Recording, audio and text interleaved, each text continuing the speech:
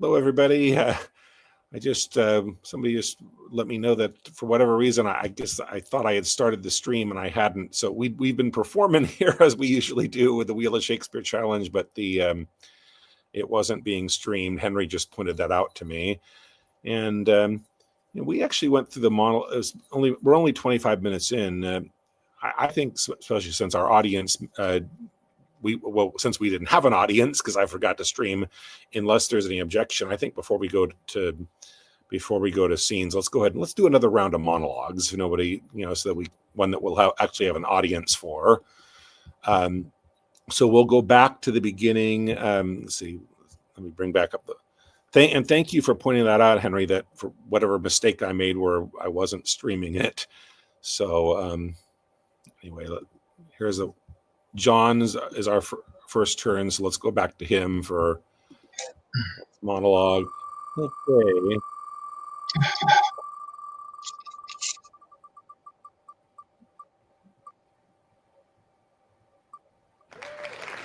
Malvolio, where he discovers the letter.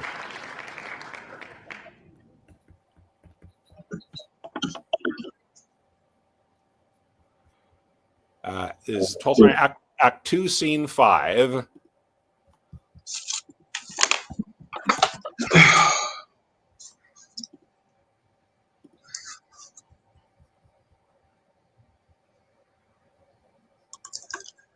Okay.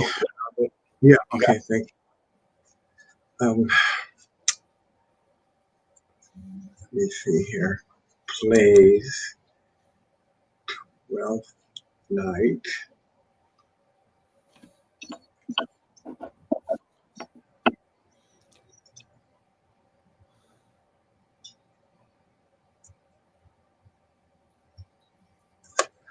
Okay. 5-2, you say? Or 2-5? 2-5. Act 2, Scene 5. Okay, got it. Thank you. Okay, go ahead. Well, no, I haven't quite got it. I had to. Oh, okay. I'll have it just a second. I see 2 and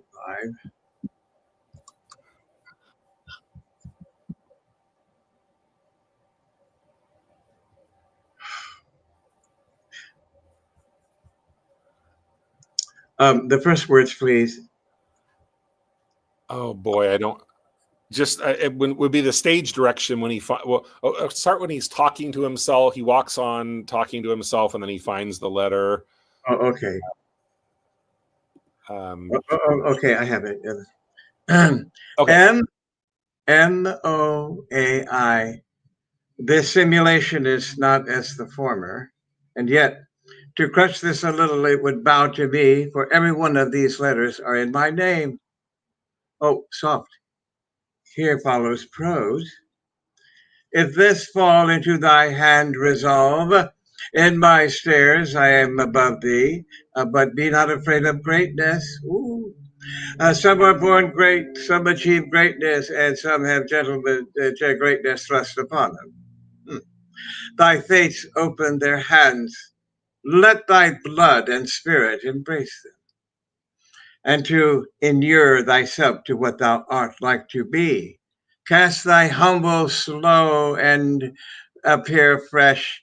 Be opposite with a kinsman, surly with servants. Let thy tongue tang arguments of state. Put thyself into the trick of singularity. She thus advises thee that sights for thee. Ooh. Remember who commended thy yellow stockings and wished to see thee ever cross-gartered. I say, remember, go to, thou art made, if thou desirest to be so. If not, let me see thee a steward still, the fellow of servants, and not worthy to touch fortune's fingers. Farewell. She that would after services with thee. Daylight and champagne discovers not more. I don't know, is this the letter still? Okay, I don't know. This is open. I will be proud. I will read polite authors. I will baffle Sir Toby. I shall wash off gross acquaintance. I will be a point devised the very man. I do not now fool myself. Let imagination jade me.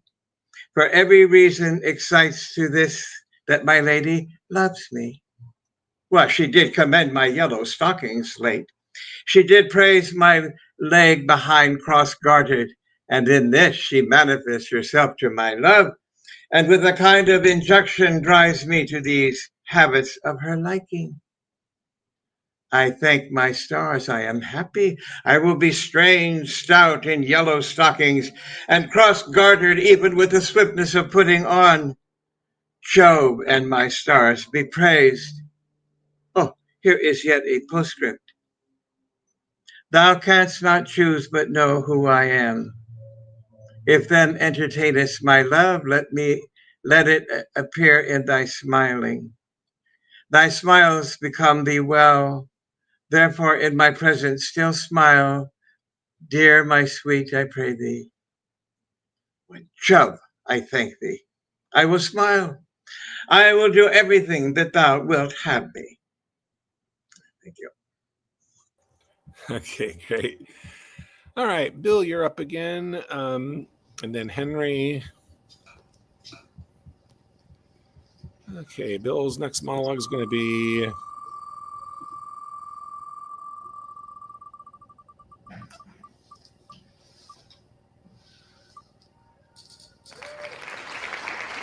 What a Piece of Work This Man, Hamlet. Act 2, Scene 2. It's toward the middle of one of the longest scenes in all of Shakespeare, so it might be hard to follow. Yeah. So it doesn't start with that. It would be thinking, I will tell you lest my discovery betray. I think that's how it starts. Act 2, Scene 2. So just let me know when you're ready.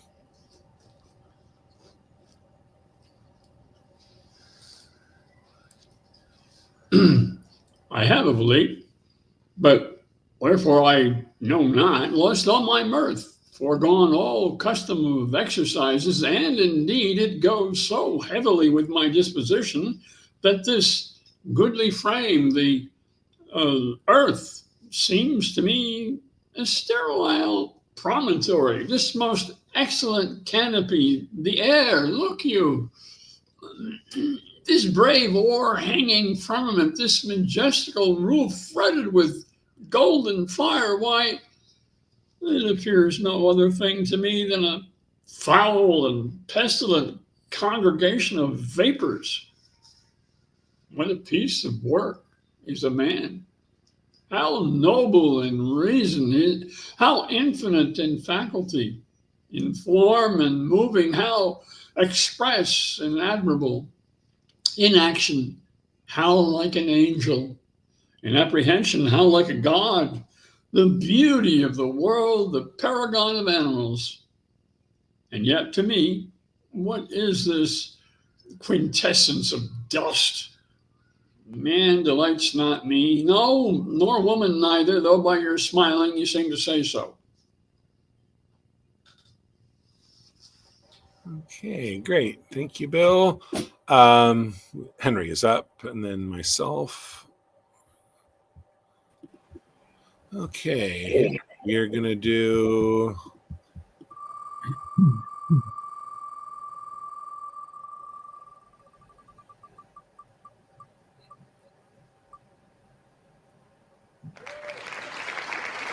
Macbeth. The dagger. What is it? 2? Act 2, Scene 1. 2, 1. So, this is a dagger I see before me monologue. Let me know when you're ready to go.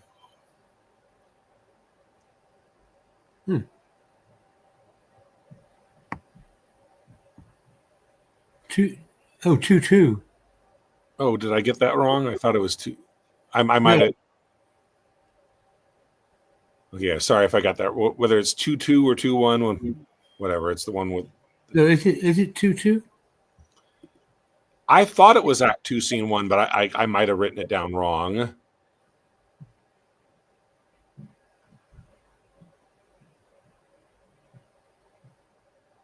2-2. No, 2-2's wrong. Yeah, so it should be 2-1.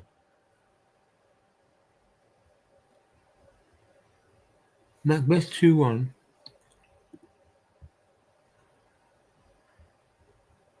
Oh, I see. Sorry, it started differently too. Okay, it's good. So whenever you're ready, go ahead.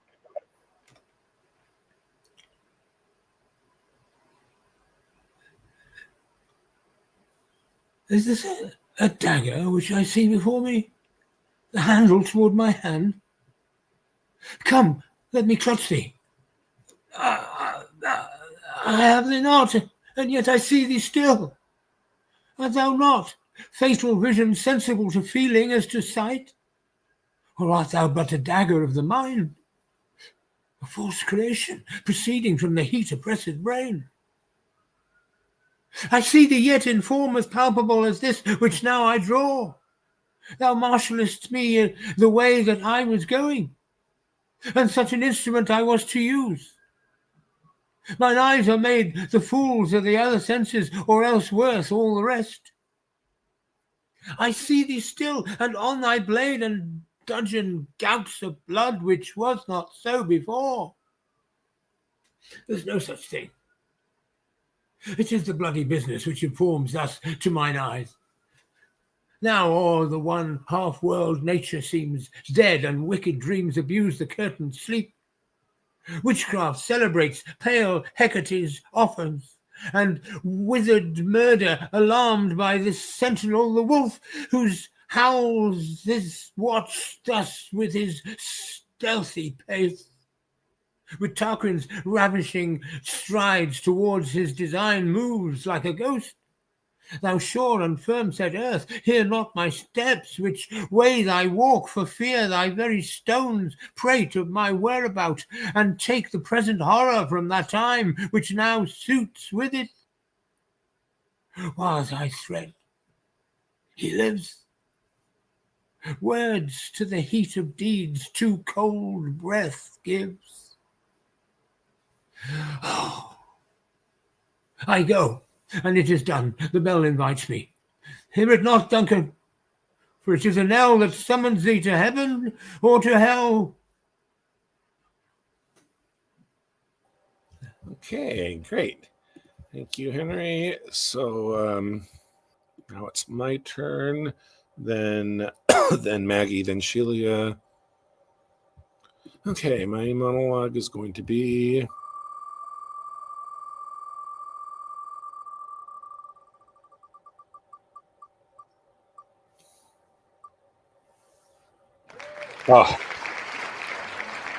and from one of Macbeth's great monologues to the other, and I don't need to look this one up.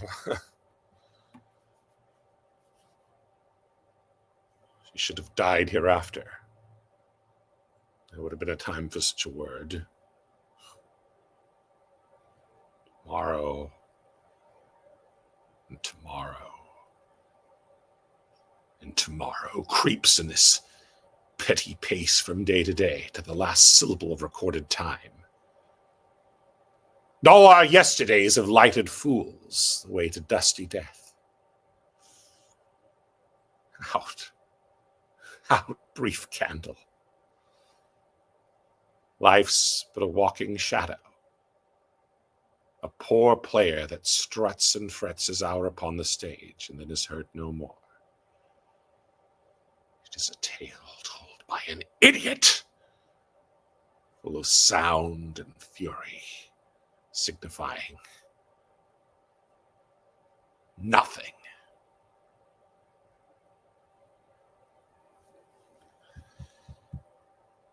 Okay.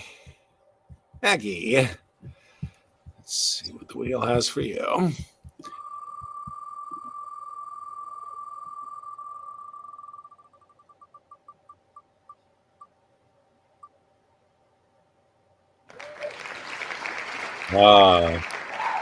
Easy lies that and I went with a famous line that so it doesn't confuse. That this is the line that ends the monologue, not that begins it. I can't. Okay, King Henry 4131. Okay. Henry IV. Actually, that's a mistake. It's Henry IV, Part 2. Okay, and so I'm not seeing your screen now. So it's which act and scene? It says Act 3, Scene 1. I hope that I didn't write that down. I know that I wrote down the play wrong, because I know that this monologue is from Henry IV, Part 2. Not Uneasy lies the head. Okay, I'm looking, but I'm not sure because, oops, that's the wrong one.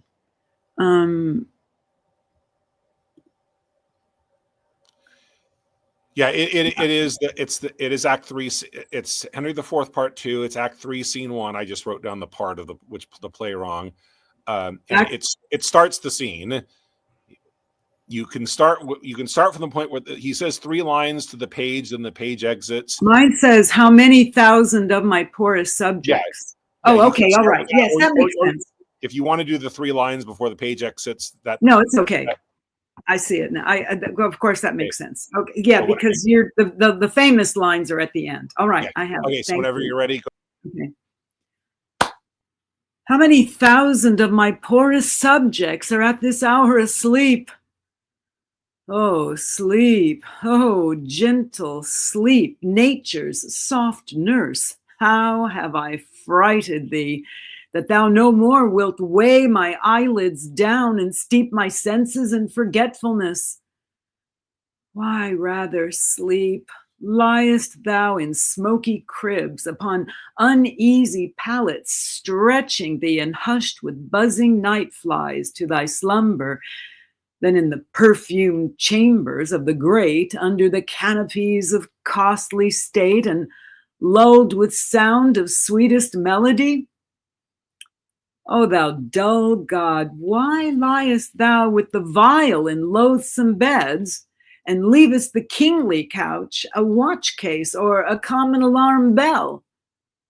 Wilt thou upon the high and giddy mast seal up the shipboy's eyes, and rock his brains in cradle of the rude imperious surge, as in the visitation of winds, who take the ruffian billows by the top, curling their monstrous heads and hanging them with deafening clamor in the slippery clouds that with the hurly death itself awakes? Canst thou, O partial sleep, give thy repose to the wet sea boy in an hour so rude, and in the calmest and most stillest night, with all the appliances and means to boot, deny it to a king? Oh, then happy low, lie down. Uneasy lies the head that wears the crown. Thank you. Okay, great. So our last monologue before we spin for scenes will be Sheila, and she's going to do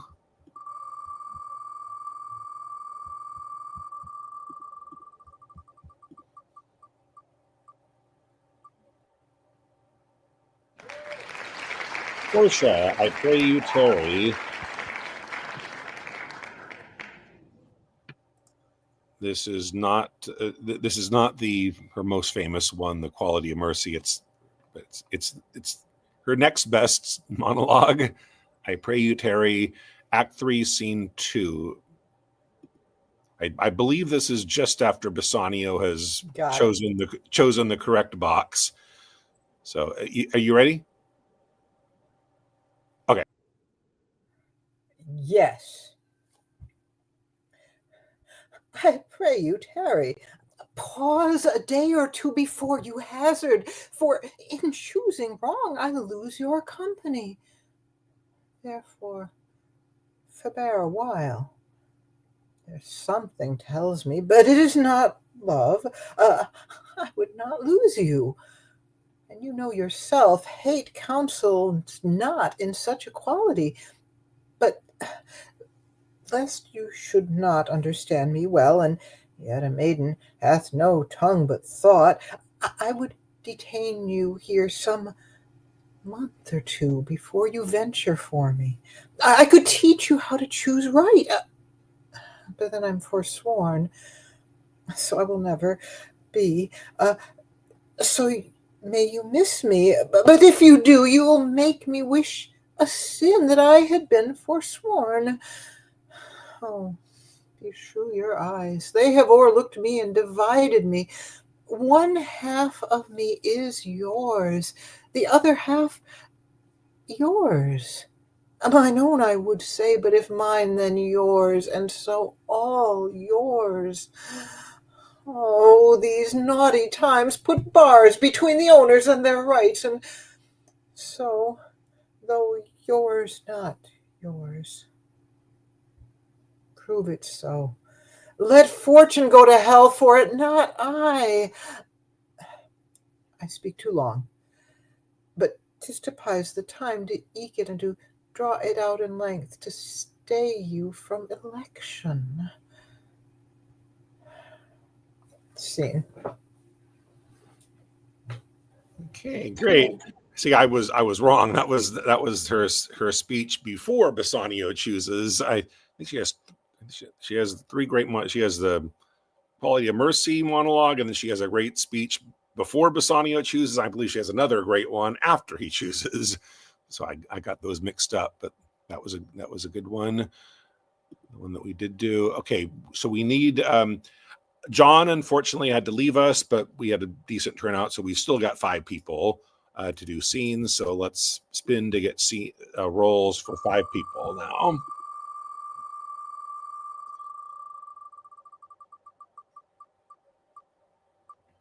So first up, we have Henry IV, Part 2, Act 4 scene. Oh, okay, this is the king's deathbed scene. So the king and Prince Hal.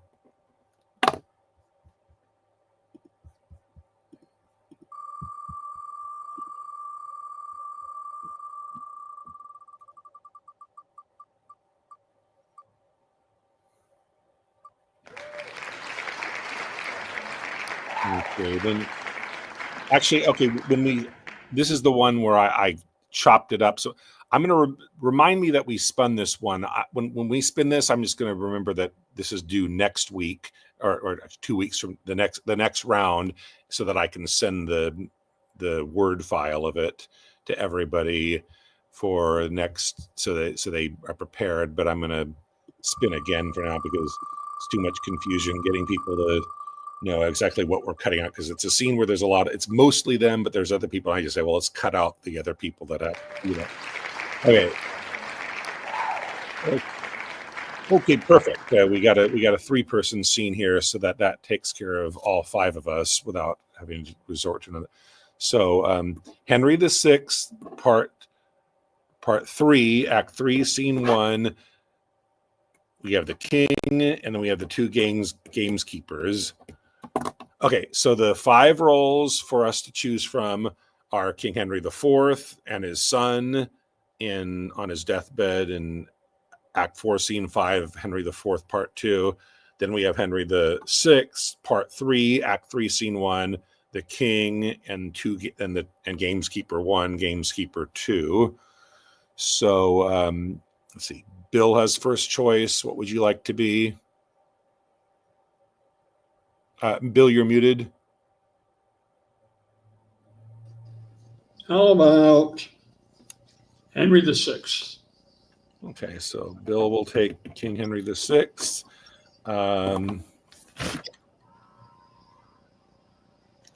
Henry, what would you like? The old king in the other one. Okay, so the dying. Okay, King Henry IV. I'll go ahead and I'll do that scene with you. I'll be Prince Hal in that one, which leaves sorry. So Maggie and Sheila, it's just Gameskeeper 1, Gameskeeper 2. I doubt you'll have a preference. If one of you has a preference or that scene well enough, otherwise I'll just go in order. I'll say Maggie, you're Gameskeeper 1. Sheila, I'm Gameskeeper 2. G1. Okay. So that said, myself and Henry will do the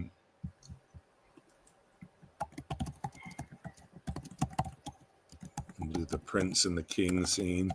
Can you just tell me the details again? Henry IV, Part 2. Yeah, Henry IV, Part 2, Act 4, Scene 5. Yeah, let's see. We would start from. You would start, where I've taken the crown, and yeah, we could start from.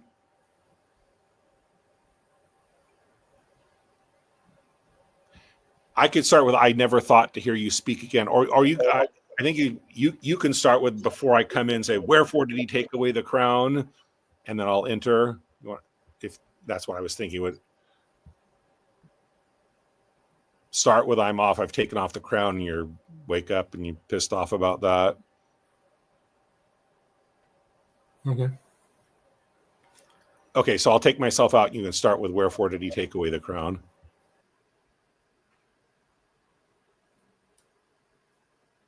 But wherefore did he take away the crown? Lo, where he comes. Come hither to me, Harry.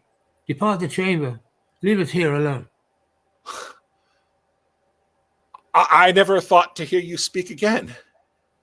Thy wish was father, Harry, to that thought. I stay too long by thee, I weary thee.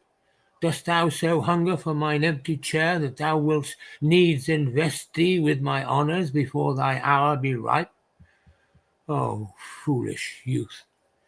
Thou seek'st the greatness that will overwhelm thee. Stay but a little, for my cloud of dignity is held from falling with so weak a wind that it will quickly drop. My day is dim. Thou hast stolen that which after some few hours were thine without offence, and at thy death thou hast sealed up my expectation. Thy life did manifest thou lov'dst me not, and thou wilt have me die assured of it. Thou hidst 1,000 daggers in thy thoughts, which thou hast whetted on the stony heart, to stab at half an hour of my life. What, canst thou not forbear me half an hour? And get thee gone, and dig my grave thyself, and bid the merry bells ring to thine ear that thou art crowned, not that I am dead. Let all the tears that should be due my hearse be drops of balm to sanctify thy head. Only compound me with forgotten dust. Give that which gave thee life unto the worms. Pluck down my officers, break my decrees. For now a time is come to mock at form. Harry the Fifth is crowned. Up, vanity, down, royal state. All you sage counsellors, hence, and to the English court assemble now from every region apes of idleness. Now, neighbour confines, purge you of your scum.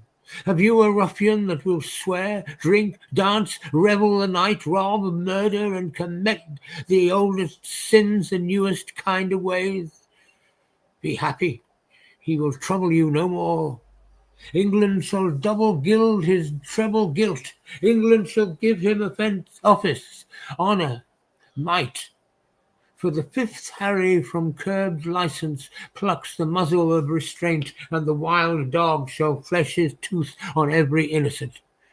Oh, my poor kingdom, sick with civil blows, when that my care could not withhold thy riots, what wilt thou do when riot is thy care? Oh, thou wilt be a wilderness again, people with wolves, thy old inhabitants. Oh, pardon me, my liege, but for my tears, the moist impediments unto my speech, I had forestalled this deer in deep rebuke ere you with grief had spoke, and I had heard the course of it so far. There is your crown, and he that wears the crown immortally, long guard it yours, if I affect it more than as your honor and as your renown, let me no more from this obedience rise, which my most inward true and duteous spirit teacheth, this prostrate and exterior bending.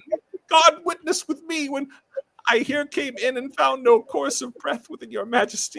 How cold it struck my heart. If I do feign, oh, let me in my present wilderness die, and never live to show the incredulous world the noble change that I have purposed.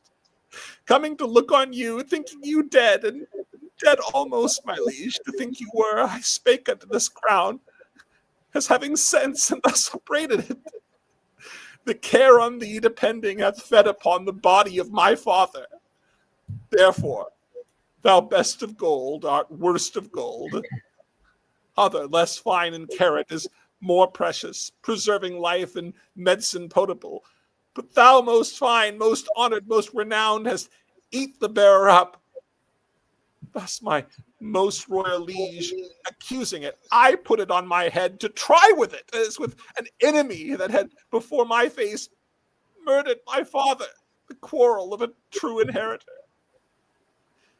But if it did infect my blood with joy or swell my thoughts to any strain of pride, if any rebel or vain spirit of mine did the least affection of a welcome give entertainment to the might of it, let God forever keep it from my head and make me the worst vassal as that doth with awe and terror kneel to it.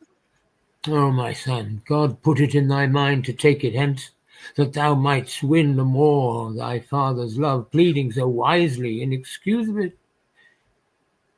Come hither, Harry. Sit thou by my bed, and hear, I think, the very latest counsel that I shall breathe.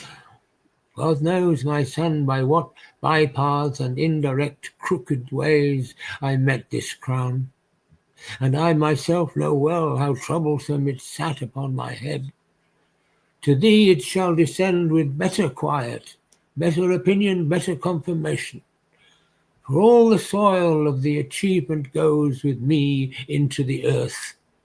It seemed in me but as an honour snatched with boisterous hand, and I had many living to upbraid to my gain of it by their assistancy, which daily grew to quarrel and to bloodshed, wounding supposed peace. All these bold fears thou seest with peril I have answered, for all my reign hath been but as a scene acting that argument. And now my death changes the mood, for what in me was purchased falls upon thee in a more fairer sort. So thou the garland wearest successively. Yet, though thou standst more sure than I could do, thou art not firm enough, since griefs are green.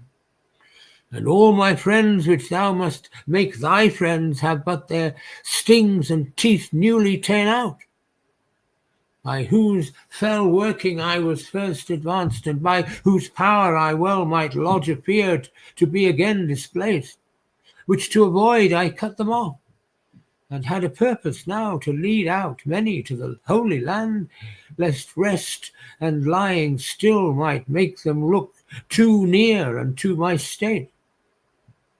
Therefore, my Harry, be it thy course to busy giddy minds with foreign quarrels, that action hence borne out may waste the memory of the former days.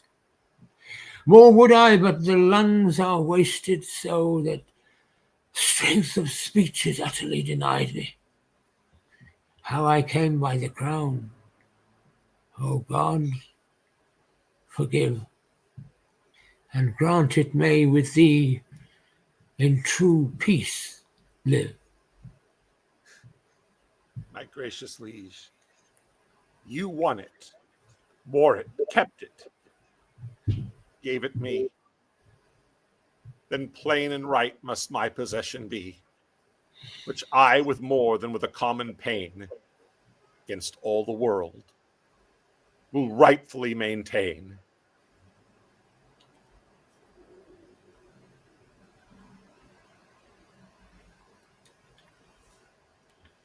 Okay, great. So we'll wrap up the day with, Bill is going to be the other King Henry, and Maggie and Celia, the two gameskeepers that find him after his defeat. Okay, let me create the banner for you guys. Have you found where to start from? I have, I believe. Yes. Yes, it starts with Maggie and myself, and then Henry enters. Okay, so let me. Bill enters. Yeah. So before we start, let me find it so I know, so I can. Sure. I'll make sure that so I don't add. So I'll add Bill when it's time. see. So Henry the Sixth, Part 3. What scene is it? 1. Scene 1. Act 3, Scene 1. Act 3 scene. Okay. Okay, so it starts. Okay, good. It starts with the first and second gameskeeper. Okay, I'll take Bill out and I'll take myself out. You two can start, and I'll just add Bill when it's his time to end. Are we ready? Yes. I'm not looking at your screen. I'm just looking at the scene. Okay, I'll start. Under this thick ground brake we'll shroud ourselves, for through this lound and on the deer we'll come, and in this culvert we will make our stand, culling the principle of all the deer. I'll stay above on hill, so both may shoot. That cannot be. The noise of thy crossbow will scare the herd, and so my shoot is lost. Here stand we both, and aim we at the best. And for the time shall not seem tedious, I'll tell thee what befell me on a day in this self place where now we mean to stand. Oh, here comes a man. Let's stay till he be past. From Scotland am I stolen, even of pure love, to greet mine own land with my wishful sight. No, Harry, 'tis no land of thine. Thy place is filled, thy scepter wrung from thee, thy balm washed off wherewith thou wast anointed. No bending knee will call thee Caesar now. No humble suitors press to speak for right. No, not a man comes for redress of thee. For how can I help them, and not myself? Aye, here's a deer whose skin's a keeper fee. This is the quondam king. Let's seize upon him. Let me embrace thee, sour adversity. For wise men say it is the wisest course. Why linger we? Let us lay hands upon him. Oh, forbear a while. We'll hear a little more. My queen and son are gone to France for aid, and as I hear, the great commanding Warwick is thither gone to crave the French king's sister to wife for Edward. If this news be true, poor queen and son, your labor is but lost. For Warwick is a subtle orator, and Lewis a king soon won with moving words. By this account, then Margaret may win him. But she is a woman to be pitied much. Her sighs will make a battery in his breast. Her tears will pierce into a marble heart. The tiger will be mild while she doth mourn. And Nero will be tainted with remorse to hear and see her plaints. Her brinish tears, aye, but she's come to beg, Warwick to give. She on his left side craving aid for Henry, he on his right side asking a wife for Edward. She weeps and says her Henry is deposed. He smiles and says his Edward is installed, that she, poor wretch, for grief can speak no more. Whilst Warwick tells his title, smooths his wrong, infereth arguments of mighty strength, and in conclusion wins the king from her with promise of his sister. And what else? To strengthen and support King Edward's place. Oh, Margaret, thus 'twill be, and thou, poor soul, art then forsaken as thou wentest forlorn. Say, what art doth thou that talkest of kings and queens? More than I seem, and less than I was born to. A man, at least, for less I should not be. And men may talk of kings, and why not I? Aye, but thou talkest as if thou wert a king. Why, so I am in wine, and that's enough. But if thou be a king, where's thy crown? My crown is in my heart, not in my head, not decked with diamonds and Indian stones, nor to be seen. My crown is called content. A crown it is that seldom kings enjoy. Well, if you be a king crowned with content, your crown content, and you must be contented to go along with us. For as we think, you are the king King Edward hath deposed, and we, his subjects sworn in all allegiance, will apprehend you as his enemy. But did you never swear and break an oath? No, never such an oath, nor will not now. Where did you dwell when I was king of England?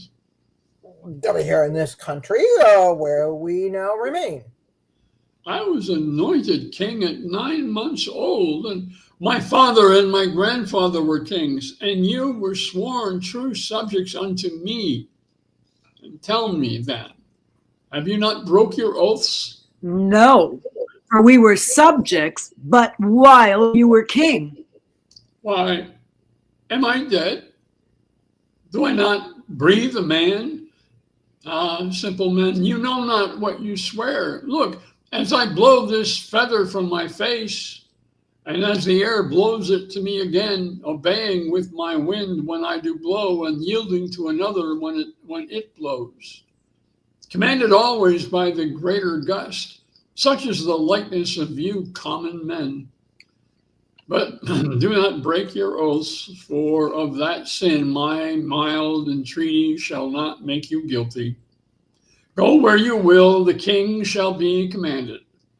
And be you kings, command, and I'll obey. We are true subjects to the king, King Edward. So would you be again to Henry if he were seated as King Henry is? We charge you in God's... Oh, mine says first. We charge you in God's name and the king's to go with us unto the officers. In God's name, lead. Your king's name be obeyed. And what God will, that let your king perform. And what he will, I humbly yield unto. Scene. Okay, great job, you guys. Great job, everybody, today. Sorry about the little screw up where I didn't go live, and that sorry to you guys that we didn't get to be seen. Sorry to the people who might be watching on YouTube that missed our first round of monologues. I will mention before I go that back when I didn't realize we weren't live and nobody was seeing us, I added the announcement about. I thought it's been a while since I've done this. I've used StreamYard to actually stream a reading of a full-length play. Could be Shakespeare, although that would be repetitive of what Eager Beaver Shakespeare does. But there's other old classics that might be in the public domain. I'll take nominations from you guys or anybody that might be watching. And then Maggie also had an announcement that she made when she thought people were watching, so I'll give her a chance. She wants to talk. You want to say something about your show in Temecula again? I didn't realize it wasn't recorded already, but yes, yeah. In Temecula, California, there's a company called Shakespeare in the Vines, and they do 3 productions a year. They have one coming up, which is Richard III, and they had an actress drop out, and I took over as the Duchess. So we start on July 10th.